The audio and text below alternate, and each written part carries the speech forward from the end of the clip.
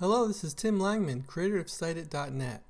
Today, with accusations about fake news circulating widely, many readers suffer under a constant suspicion that any quotation they've read may have been taken out of context. Other readers just want to know more about a quote's context to better understand its meaning. I've created the CiteIt.net app to address both reader concerns by creating a tool to enable responsible authors to easily look up and display the contexts of their quotes. Here's an example of the first type of contextual citation, the expanding block quote. Notice the context expands when the reader clicks on the up or down arrow. And here's the second type of contextual citation, the contextual pop-up, which appears when the reader clicks on a quote.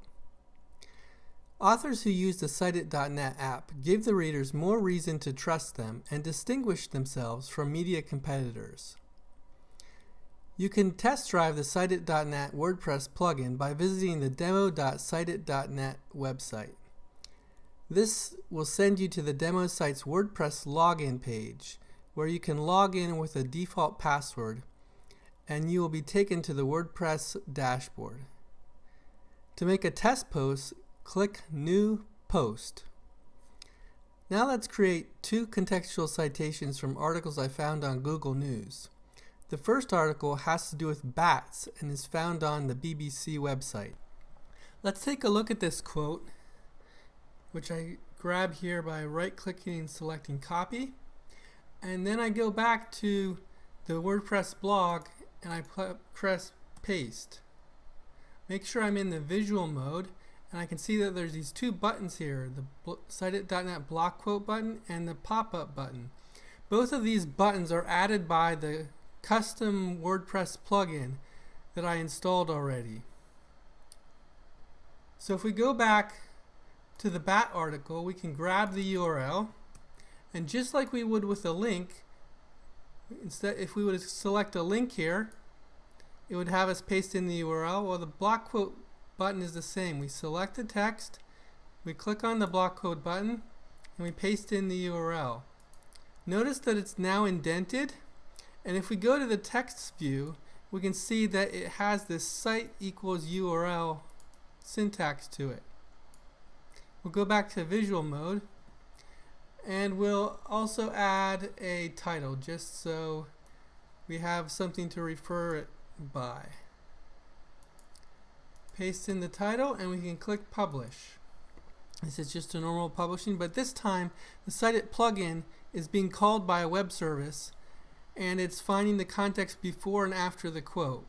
So now if I click on the permalink here, and I go to the page, you can see there are these arrows above and below, which are the text that the web service pulled in. Okay, now let's do the second type of quote. We'll go to New Post. We will go to this article from Yahoo News, in which Warren Buffett is being described as having too few opportunities. And we'll grab the title.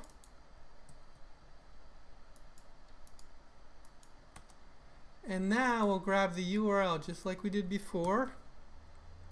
But instead of clicking on the block quote button, we'll click on the pop-up. Now remember to highlight your text before you click the pop-up button.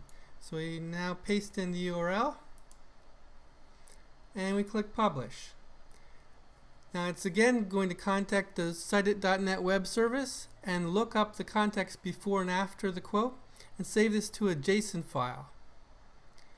We go to the permalink, we click View, and now we see the pop-up button when we click on it, and that shows us the context.